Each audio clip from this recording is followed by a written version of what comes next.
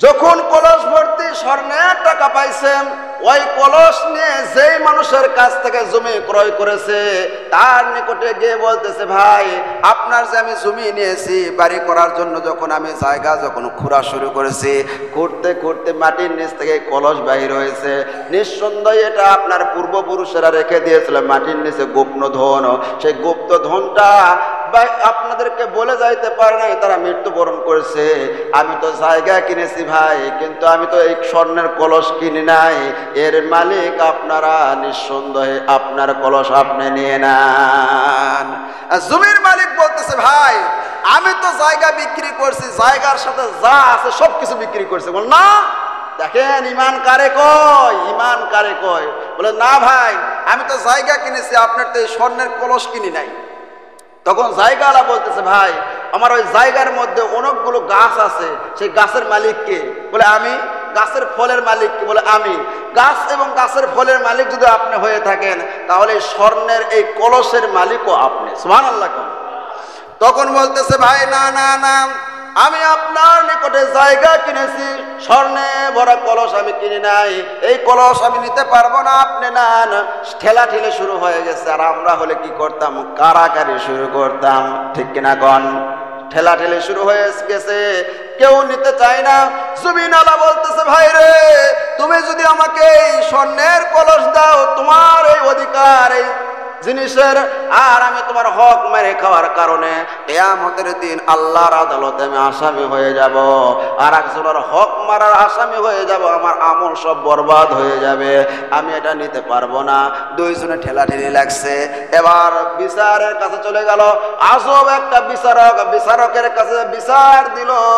বলতেছে, বাদী বলতেছে, ভাই রে, আমি জায়গা ক্রয় করেছি, তার স্বর্ণে ভরা কলসটা আমি ক্রয় করে নাই, মাটি খোঁড়ার পরে কলস পেয়েছি, তারা দিতে চাই, কিন্তু সে নিতে চাই না। আর জায়গার মালিক বলতেছে, ভাই আমি তো জায়গা বিক্রি করেছি, জায়গা যা ছিল সব বিক্রি করেছি, আমি এটা নিতে পারবো না। এটা শোনার পরে বিচারক আশ্চর্য হয়ে গেল, এই কেমন মানুষ! দুই দুনে এমন ইমানদার, পাক্কা ইমানদার। সুবহানাল্লাহ কোন? আমানতের তারা খেয়ানত করে না।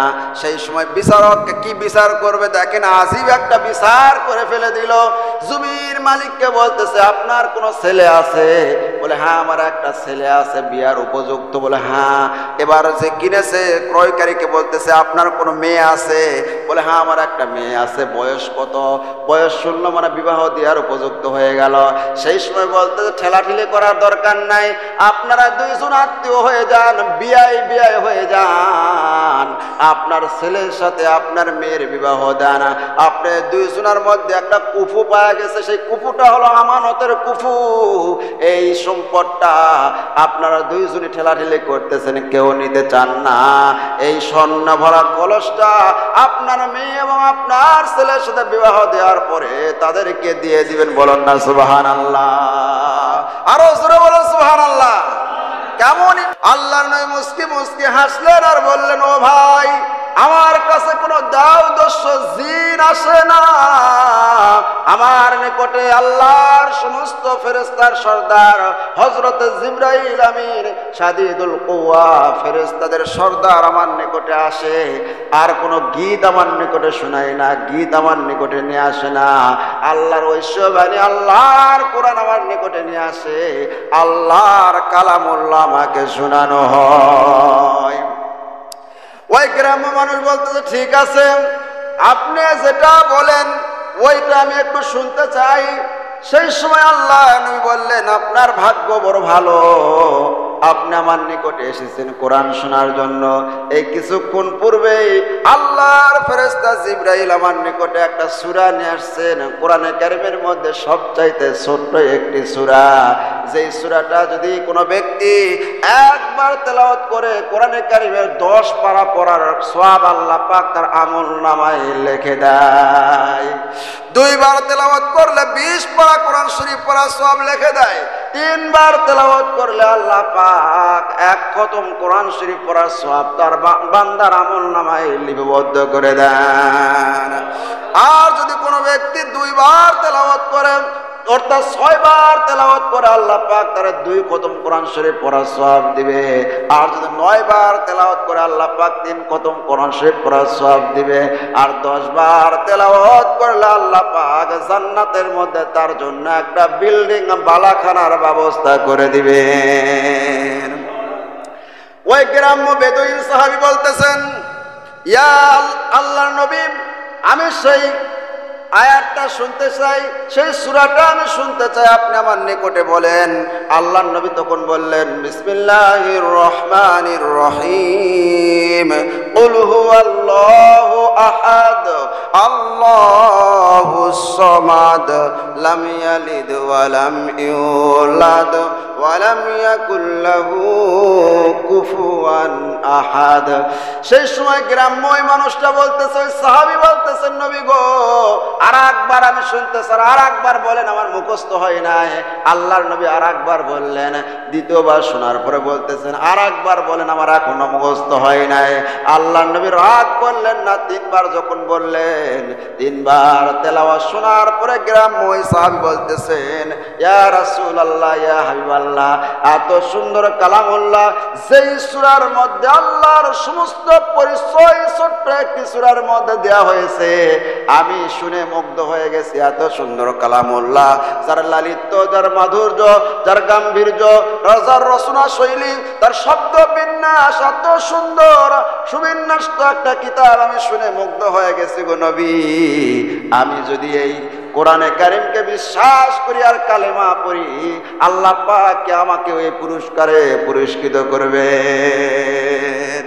আল্লাহ নবী বলেন, হ্যাঁ অবশ্যই আল্লাহ রাব্বুল আলামিন, যদি তুমি ঈমান আনো, আল্লাহ পাক তোমাকে ওই পুরস্কারে পুরস্কৃত করবেন।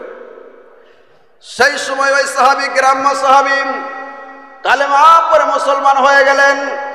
মুসলমান হওয়ার পরে বললেন, নি'মাল নি'মাল ইলাহু ইলাহুনা, নি'মাল ইলাহু ইলাহুনা। আল্লাহু আকবার কোন? যেরকম ভাবে আমরা বলি নারায়ে তাকবীর, আল্লাহু আকবার বলি কি বলি না? যেরকম নারায়ে তাকবীর, আল্লাহু আকবার স্লোগান দেয়, ওই সাহাবী বললেন, নি'মাল ইলাহু ইলাহুনা, আমার আল্লাহ জিন্দাবাদ, আমার আল্লাহ জিন্দাবাদ। আল্লাহর কাজ অল্প করলে আল্লাহ অনেক বেশি সওয়াব দেয়। সুবহানাল্লাহ। সবে মাত্র মুসলমান হয়েছে, তার অন্তরের মধ্যে এমন ইয়াকিন, ইতমিনান, বিশ্বাস এসে গেছে, সে আল্লাহর নামে তাকবীর দিচ্ছে দাঁড়ায় দাঁড়ায়, নি'মাল ইলাহু ইলাহুনা, আমার আল্লাহ জিন্দাবাদ, আমার আল্লাহ জিন্দাবাদ। সাহাবায়ে কেরাম আশ্চর্য হয়ে বললেন, ইয়া রাসূলুল্লাহ, ইয়া হাবিবাল্লাহ, এই সাহাবী শুধুমাত্র ঈমান এনেছে, তার ঈমান, ইতমিনান, ইয়াকিন এত হয়েছে। আব্দুর রহমান ইবনে আউফ রাদিয়াল্লাহু তাআলা আনহু মক্কা মদিনার সবচাইতে বড় ধনী ছিলেন। আব্দুর রহমান ইবনে আউফ বললেন, ইয়া রাসূলুল্লাহ, এই সাহাবী ঈমান আনার পরে আল্লাহর উপরে এমন বিশ্বাস, ইতমিনান, ইয়াকিন এনেছে, আল্লাহ পাক তার উপর বড় খুশি হয়ে গেছে। এই জন্য আপনি যে অনুমতি দেন, আমার বাড়িতে একটা গর্ভবতী গাভী আছে, আপনার উট আছে, সেই গাভীর উটটা আমি এই গ্রাম্য এই সাহাবীকে হাদিয়া দিতে চাই। যদি দেই তাহলে আল্লাহ পাক বড় খুশি হয়ে যাবেন। বলেন না সুবহানাল্লাহ। ইয়া রাসূলুল্লাহ, ইয়া হাবিবাল্লাহ, আপনি যদি অনুমতি দেন তাহলে গর্ভবতী একটা উট আছে আমার বাড়িতে, এই সাহাবীকে আমি সেই উটটা দান করতে চাই, হাদিয়া দিতে চাই। কারণ সে আল্লাহ পাকের এমন তাকবীর দিচ্ছে, নি'মাল ইলাহু ইলাহুনা, আল্লাহর তাকবীর দিচ্ছে, আমার আল্লাহ জিন্দাবাদ, আমার আল্লাহ জিন্দাবাদ। আল্লাহ পাক তার উপরে খুশি হয়েছে, আমি এই বান্দাকে হাদিয়া দিলে আল্লাহ পাক আমার উপরও খুশি হয়ে যাবে। আল্লাহ নবী বললেন, যাও, দেরি করতেছো কেন? দৌড়ায়া বাড়িতে চলে যাও। আব্দুর রহমান ইবনে আউফ রাদিয়াল্লাহু তাআলা আনহু দৌড়ায়া বাড়িতে চলে গেলেন। আমার ভাইরা বাড়িতে গিয়ে গর্ভবতী গাভীকে, গর্ভবতী উটকে যে নিয়ে আসবে, আসলে আপনি একটা গাভী গরু বাড়িতে পালতেছেন, আপনার কিন্তু একাই হাত নাই, কারণ আপনার স্ত্রীও সেখানে পরিশ্রম করে, ঠিক কিনা? আপনি একটা গাভী কিনে নিয়ে আসছেন গোপীনাথপুর বাজার থেকে, যে গাভীটা কি গাভীন হওয়ার পরে তারপরে বাচ্চা হলে আপনি স্ত্রী ভাবতেছে আমি কষ্ট করতেছি, গোবর ফেলাইতেছি, এখান থেকে আমি দুধ খাবো, যেরকম ঠিক কিনা? আপনি এখন ওই বিয়ানার আগ দিয়ে গাভীটা নিয়ে মানুষকে দান করতেছেন, বিবি মানবে এটা? আব্দুর রহমান ইবনে আউফ রাদিয়াল্লাহু তাআলা আনহু এবার বিবিকে গিয়ে বললেন, বিবি রে, আল্লাহর নবীর একজন সাহাবী গ্রাম থেকে এসেছে, গ্রাম্য মানুষ, আল্লাহর কোরআন শুনে পাগল হয়ে গেছে। সে আল্লাহর নামে তাকবীর দেয়, আল্লাহর নামে ধ্বনি দেয়, আল্লাহ পাক তার প্রতি বড় খুশি হবে অবশ্যই। আমি চাই সেই সাহাবীকে কিছু হাদিয়া দেওয়া। আমাদের বাড়িতে যে গাভীর একটা উট আছে, সেই উটটা হাদিয়া দিতে চাই। তোমার কি রায়, তুমি বলো। স্ত্রী বলতেছে, প্রাণের স্বামী দেরি করো না, তাড়াতাড়ি নিয়ে যাও। সুবহানাল্লাহ কোন দেখেন কেমন স্ত্রী। স্ত্রী বললেন, আর দেরি করো না, অপেক্ষা করো না, তাড়াতাড়ি নিয়ে যাও। এবার গর্ভবতী উটটার রশিটা ধরে যখন আব্দুর রহমান ইবনে আউফ নিয়ে আসতেছেন, আল্লাহর নবীর হাতে দিয়ে বললেন, ইয়া রাসূলুল্লাহ, ইয়া হাবিবাল্লাহ, এই উটটা আপনার সাহাবীকে হাদিয়া দিয়ে দেন। উটের রশি যখন ধরে এবার ওই গ্রাম্য সাহাবীর হাতের মধ্যে দিয়েছে, আপনার সময় জিবরাইল ফেরেশতা আসমান থেকে জমিনে নামতেছে। জিবরাইল ফেরেশতা এসে বলতেছে, ইয়া রাসূলুল্লাহ, ইয়া হাবিবাল্লাহ, আপনার সাহাবী আব্দুর রহমান ইবনে আউফ একটা উট আল্লাহর রাস্তায় দান করে দিয়েছে। আল্লাহ পাক খুশি হয়ে তার ৭৯,০০০ উট জান্নাতের মধ্যে তার জন্য প্রস্তুত করে রেখে দিয়েছে। সুবহানাল্লাহ। দান করলো কয়টা? একটা দান করছে ৭৯,০০০ উট, তার জন্য জান্নাতের মধ্যে আল্লাহ পাক প্রস্তুত করে রেখে দিয়েছে। আল্লাহ নবী বললেন, ও আব্দুর রহমান ইবনে আউফ, তোমার দানকে আল্লাহ পাক এত পছন্দ করেছে, আল্লাহ পাক তোমার জন্য ৭৯,০০০ উট জান্নাতের মধ্যে বরাদ্দ করে রেখে দিয়েছে। সাহাবা শোনায় পরে সমস্ত সাহাবী বললেন, ইয়া রাসূলুল্লাহ, আমাদের বাড়িতে তো উট আছে, আমরা একটা করে উট নিয়ে আসি, তাহলে ৭৯,০০০ উটের সওয়াব পাবো, কিয়ামতের দিন জান্নাতের মধ্যে উট পাবো। আল্লাহ নবী বললেন, যাও, আর দেরি করো না। সাহাবায়ে কেরাম দরবার থেকে ছুটে দৌড় দিয়েছে, সকলে বাড়িতে গিয়ে একটা একটা করে উট নিয়ে আসছে। আমার ভাইরা, ওই গ্রাম্য মানুষের উট একটা তখন হলো না, ১,০০০ উট হাদিয়া পাইল। জোরে বলেন সুবহানাল্লাহ। মুসলমান ভাইরা আমার, আল্লাহর কোরআন শুনে একজন গ্রাম্য মানুষ সে প্রথমে এসে নবীকে বলল, আপনার নিকটে একটা দাও আসে, আপনি নাকি গীত কোন সেটা শোনার জন্য এসেছি। কিন্তু কোরআন শোনার পরে তার মন মেজাজ মস্তিষ্ক সব চেঞ্জ হয়ে গিয়ে তার কঠোর হৃদয়ের মধ্যে আল্লাহ পাক ইসলামের শীতল ছায়ার মধ্যে আশ্রয় দান করে দিয়েছেন। বলেন না সুবহানাল্লাহ।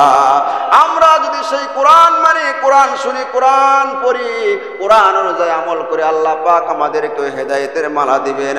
আমার ভাইরা, জুলফিকার আলী নকশবন্দি খুতবাতুল মধ্যে তিনি একটা ঘটনা নিয়ে আসছেন। আল্লাহর এক বান্দা একটা জমি ক্রয় করছে, একটা মুসলমানের কাছ থেকে একটা জমিন ক্রয় করছে। জমিন ক্রয় করার পরে সেখানে একটা বিল্ডিং বাড়ি বানাবে। যখন মাটি খোঁড়া শুরু করে দেয়, মাটি খুঁড়তে খুঁড়তে সেখান থেকে একটা কলস বাহির হয়েছে, কলস ভর্তি স্বর্ণের টাকা। কিসের টাকা? স্বর্ণের টাকা, পুরা কলসি ভর্তি স্বর্ণের টাকা।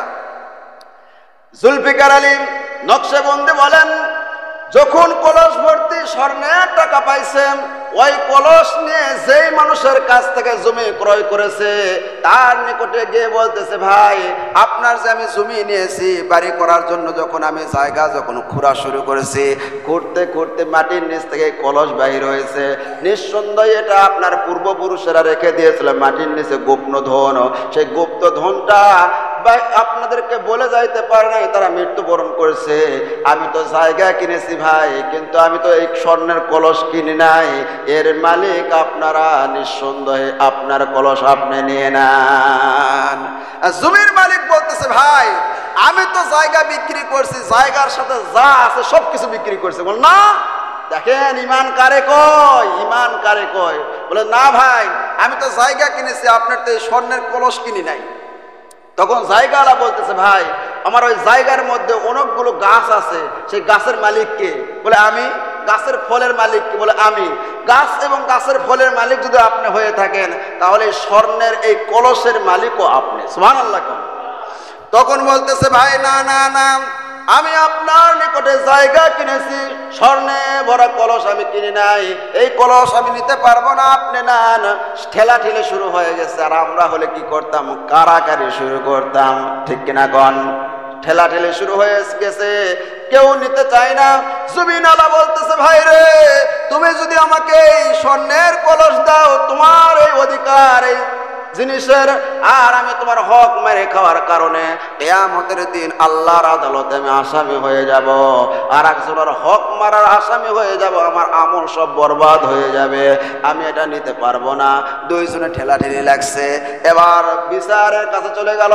আজব একটা বিচারক, বিচারকের কাছে বিচার দিল। বলতেছে বাদী বলতেছে ভাই রে, আমি জায়গা ক্রয় করেছি, তার স্বর্ণে ভরা কলসটা আমি ক্রয় করে নাই, মাটি খোঁড়ার পরে কলস পেয়েছি, তারা দিতে চাই, কিন্তু সে নিতে চায় না। আর জায়গার মালিক বলতেছে ভাই, আমি তো জায়গা বিক্রি করেছি, জায়গার যা ছিল সব বিক্রি করেছি, আমি এটা নিতে পারবো না। এটা শোনার পরে বিচারক আশ্চর্য হয়ে গেল, এই কেমন মানুষ, দুই দুনে এমন ইমানদার, পাক্কা ইমানদার, সুবহানাল্লাহ কোন। আমানতের তারা খেয়ানত করে না। সেই সময় বিচারককে কি বিচার করবে দেখেন, আজীব একটা বিচার করে ফেলে দিল। জমির মালিককে বলতেছে আপনার কোনো ছেলে আছে? বলে হ্যাঁ আমার একটা ছেলে আছে, বিয়ার উপযুক্ত। বলে হ্যাঁ। এবার যে কিনেছে ক্রয়কারীকে বলতেছে আপনার কোনো মেয়ে আছে? বলে হ্যাঁ আমার একটা মেয়ে আছে। বয়স কত? বয়স 16, মানে বিবাহ দেওয়ার উপযুক্ত হয়ে গেল। সেই সময় বলতেছে ঠেলাঠেলি করার দরকার নাই, আপনারা দুইজন আত্মীয় হয়ে যান, বিয়াই বিয়াই হয়ে যান, আপনার ছেলের সাথে আপনার মেয়ের বিবাহ দেন। আপনি দুইজনের মধ্যে একটা কুফু পাওয়া গেছে, সেই কুফুটা হলো আমানতের কুফু। এই সম্পদটা আপনারা দুইজনে ঠেলাঠেলি করতেছেন, কেউ নিতে চান না। এই স্বর্ণ ভরা কলসটা আপনার মেয়ে এবং আপনার ছেলের সাথে বিবাহ দেওয়ার পরে তাদেরকে দিয়ে দিবেন। বলেন না সুবহানাল্লাহ, আরো জোরে বলেন সুবহানাল্লাহ। কেমন ইমান ভাইয়েরা। আর এখন বর্তমান দেখা যায়, আমার ভাই এই গত কয়েকদিন আগে একটা জমি মাপার কাজে আমি গিয়েছিলাম, যাওয়ার পর দেখলাম আমাদের জমি হলো 33 শতক, 33 শতকই আছে, আর একজনের হলো 34.5 শতক হয়ে গেছে। বুঝলেন না, ভাগির জমি একই মাপ হবে। আমি জিজ্ঞাসা করলাম দাদা হয়, দাদা আপনার জমি 34.5, আমাকে 33 হলো কে? তে বলিচ্ছে যে নাতি রে এমনি হয়েছে, এমনি তো জমি তো বাড়ে না, জমি তো আর বিয়াই না। জোরে কোন ঠিক কিনা? বাস্তব কথা বলতেছে, জমি তো আর বিয়াই না। কয়েছে যে আমি আল ঠেলে বেশি করছি, মুখের সামনে করছে, আল ঠেলে ওই 1.5 শতক বেশি করছে। কয় শতক? আর একটা জমি আছে মাত্র 6 শতক, সেই জায়গায় ওর জমি হয়েছে 9 শতক। কয় শতক? 6 শতক জমি 9 শতক কেমনে হয়? আমাকে 6 শতক 6 শতকই আছে, আর এর জমি মাপে দেখতেছে 9 শতক হয়ে গেছে। কয় শতক হয়ে গেছে? কয়েকদিন আগে দেখলাম একজনের জমি, তার আর একজনের জমির মধ্যে 5 হাত ঢুকে গেছে। কয় হাত? বিচার নিয়ে আসছে যে আমার জমির মধ্যে ওনার 5 হাত ঢুকে গেছে। তখন বলা হলো কেমনে ঢুকে গেছে? বলে যখন ওই জমিতে পানি দেয়, পানি দেওয়ার সময় প্রত্যেকবার ড্রেন করে পানি দেয়, যখন আপনার ধান টান উঠে যায় তখন ড্রেন কাটে, নিজের সাইডে যে জমি আছে সেই ড্রেন কাটে, আর আরেক পাশে যেটা আছে সেটা রেখে দেয়। কথা বোঝেন নাই? এক হাত বেড়ে গেল না, ওরা রেখে দেয়। আবার যখন ফসল সময় হয়ে যায় আবার ড্রেন দেয়, ওই পার ড্রেন দেয়, কিন্তু নিজের পার দেয় না। এরকম 5 বছরে 5 হাত জমি বেড়ে দিচ্ছে। নাউজুবিল্লাহ কোন, আরো জোরে কোন নাউজুবিল্লাহ। দেখেন অন্যর জমি অন্য সম্পদ দখল করে। আর এই ইমানদাররা কেমন ছিল, জমি ক্রয় করেছে, সেই জায়গার মধ্যে স্বর্ণের কলস পাইছে, বলতেছে এর মালিক আমি না, এর মালিক আপনি। সুবহানাল্লাহ কোন। আমার মুসলমান ভাইয়েরা, এই জন্য সম্পদ কোন জায়গা, জমি কোন যাই কোন না কেন, আমি আপনি কেউ এই দুনিয়াতে থাকবো না, সব কিছু রেখে চলে যাব। কিন্তু আপনি যে হারাম পন্থায় মানুষের সম্পদকে দখল করতেছেন, ভোগ দখল করতেছেন, অনেকে আছে দেখবেন যে যায় আল কাটতে কাটতে মানে এমন অবস্থা হয়েছে, এক পাশে ফেরাউন আর এক পাশে নমরুদ, দুইজনে দুই জমি আলা, এরকম অবস্থা। ও সারে নাই, ও সারে না। নমরুদ আর ফেরাউন এমন আল কাটে, ওই আল দিয়ে যাওয়া যাবে না, পুরো একটা